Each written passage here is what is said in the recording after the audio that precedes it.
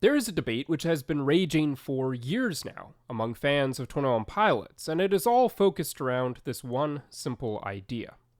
Should the early albums be considered part of the lore? Now, if you're already familiar with this debate, you'll know exactly what I'm talking about, but in case you aren't, and you don't, allow me to explain. In 2018, 21 Pilots returned from their hiatus and introduced their fans to a new world of Trench, and within it the city of Dema. A world which they had been building, and a story which they had begun telling in this new album, also called Trench. And since it was this fifth album, Trench, which introduced us to the world and the lore and all of that, it's been pretty uncontroversial to say that every album from Trench onwards is a part of the lore, fits into this narrative somehow. Those albums being Trench, Skilled and IC, and most recently Clancy, and then of course the upcoming album Breach, which is going to finish the story. But going back to Trench in that time for a moment, as the story began to unfold after they put out that album, it became clear that Blurryface, the album which preceded Trench, should also be considered to be part of the lore. There was a number of different references in that album, Blurryface, which could be found to be continued and linked back to in this next album, Trench. For instance, the Bishops referenced in the song Doubt, Blurryface as a character and a concept continuing into the album Trench. And then, of course, things like the music video for Heavy Dirty Soul really being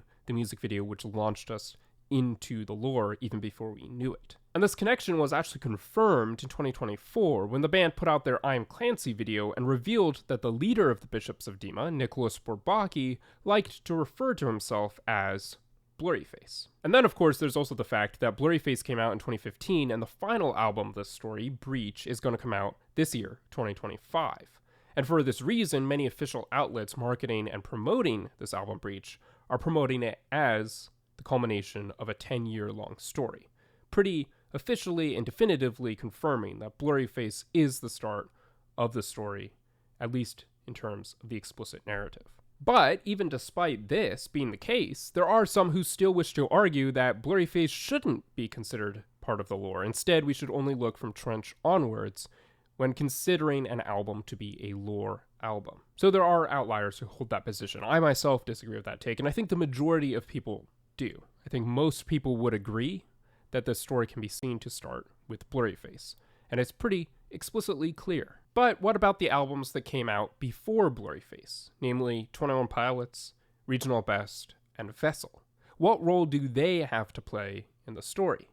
Obviously, Vessel was name-dropped in a sense in the I'm Clancy video, namely that the practices of vialism make the Glorious Gons into empty vessels, available vessels, ready to be seized by the bishops and used for their own ends. But obviously, it isn't as officially linked to the story in the same way Blurryface is, and so this is where the fanbase begins to split more sharply and the debate begins to get a bit more heated. As I mentioned a moment ago, it seems that the majority of people can agree that the story does start with Blurryface, but there certainly is a portion of the fanbase who hold the line that nothing before Blurryface can be included in the lore at all.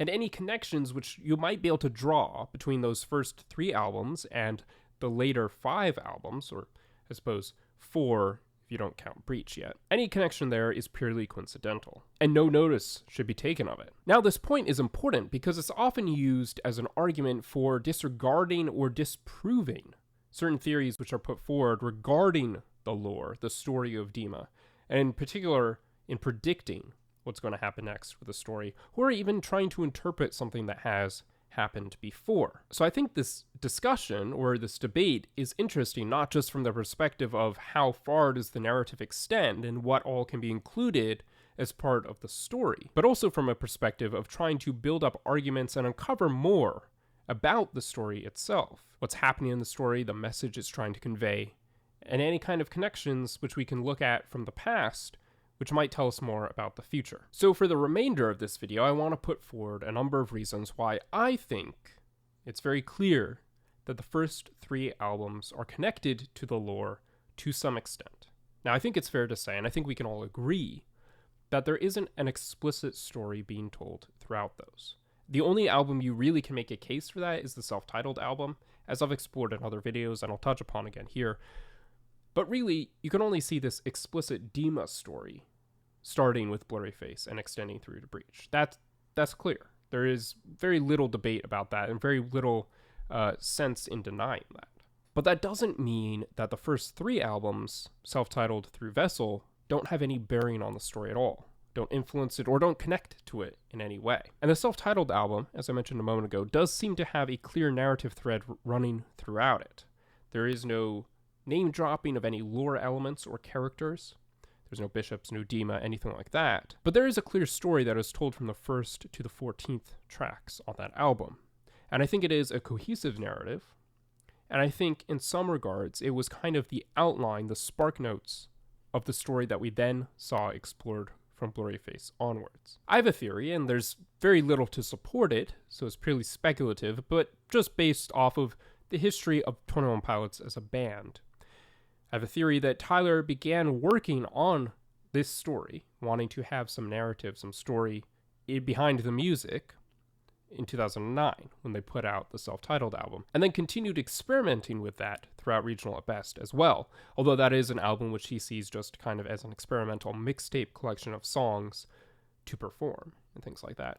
There is less of a cohesive narrative over the songs on that album, but there still are connections to a story which sort of began with the self-titled album. Then they got signed to Field by Ramen and put out Vessel, and Vessel was kind of curated to be their debut studio label album. So there are far fewer connections to the story in Vessel, and that's sort of why you see the drop and the fall away from the story, because he didn't necessarily want to present this narrative as the first thing that a broader audience would be experiencing from their music. He wanted to put a bit more work into the story and kind of bring in an audience first to the music and then to the story. Then he began writing the next album, Blurryface, and began sprinkling in elements of the story, started writing it as it is in its current form, taking that outline from self-titled and turning it into a fleshed out story with characters and worlds and places and all of that. So that's what Blurryface was, the beginnings of the story. And Blurryface became very successful, and then he realized the story was going to be seen by far more people than he originally thought. So he took a hiatus, took a step back to really develop and flesh out the story before launching into the next album, the album which would, in earnest, explore and launch the story. And so that's kind of the trajectory that I see the story going over the albums. That's why there's far less to be gleaned from Vessel, not nothing by any means. There, in fact, is a good deal that we can see in that album, but far less explicit. There's more sprinkled into Regional Best, and then the most in the self-titled album. And the evidence that does support this idea that the story has been in his head to some extent or another since the band really began, comes from a number of different interviews that he's given over the years, different things that he's mentioned, especially during the Clancy tour, when they began to more explicitly tell us and reveal more about the story as a whole in interviews and things like that. Say more about how the story began, where it came from, where it's going, how they're going to end it, all that kind of stuff. In one interview that he gave, he explicitly said that he had been working on the story for more than a decade. Clancy is kind of our hero, our protagonist of a story that we've been telling for over 10 years now. And this was in 2024. So more than a decade would put you somewhere around 2013, which is around when Vessel came out. However, that would be the bare minimum to sit at more than a decade. In fact, more than a decade could expand all the way to 2009. That wouldn't get you to 2 decades prior than 2024. It hasn't even been 20 years since that album came out yet, but that is certainly more than a decade. So that doesn't necessarily point to the story beginning with self-titled, but it also doesn't rule it out, which is important. It sort of might disprove the idea that the story began after Blurryface or anything like that. But there was also something interesting that Josh Dunn mentioned in an interview that he did, I believe again during the Clancy era, in which he said that right when Tyler brought him on to join the band, and this was around Regional at Best, maybe slightly before Regional Best came out, it was at that time that they began working on a story together, something which Tyler had already begun building. And I don't know what other story that could be other than this story, the Dema story. So that puts it at around 2011. Now again, this could just be very bare bones SparkNotes idea of a story, not the story as we see it today. But I don't think anyone's claiming that the story as we know it today in 2025 existed in 2009.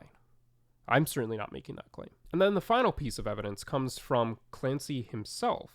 This is something which I've touched upon and mentioned a number of times, but in his journal, in a letter released in 2018, he mentions that he arrived in Dema 9 years prior which would put us at 2009, which is when the self-titled album came out. He's been in Dema for 9 years in 2018, and then in 2018 begins telling his story. The first letter, the first chapter or page even of the story, begins in 2018 with him saying he's been here for 9 years, and that's when he launches into the story. So you can see that very clearly to parallel with Tyler Joseph himself. If he's been exploring this world of Dema since 2009 and then begins explicitly telling us the story in 2018 through Clancy. So again, I don't think that really many of the details that we know today existed in 2009. I think there was just an outline of a story, but an outline of the story did exist in 2009. And that is important. And I've been emphasizing that because it's significant when looking at the albums that come after that before Blurry Face. Those next two, and why it's fair to say that we can tie in those first 3 albums into the lore because Tyler had the story in his mind at the time.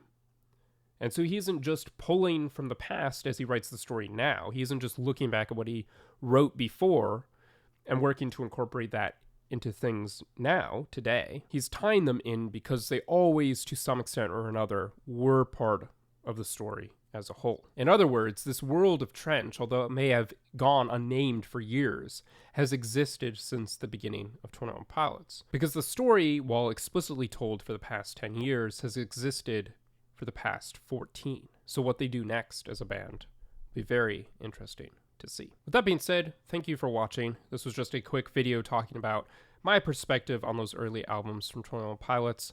Let me know what you think, how you see these albums fitting into the story. If you disagree with my perspective, let me know why. Let me know your strongest arguments for why those albums shouldn't be considered to be part of the lore to some extent. And don't forget to subscribe for more music commentary and reviews.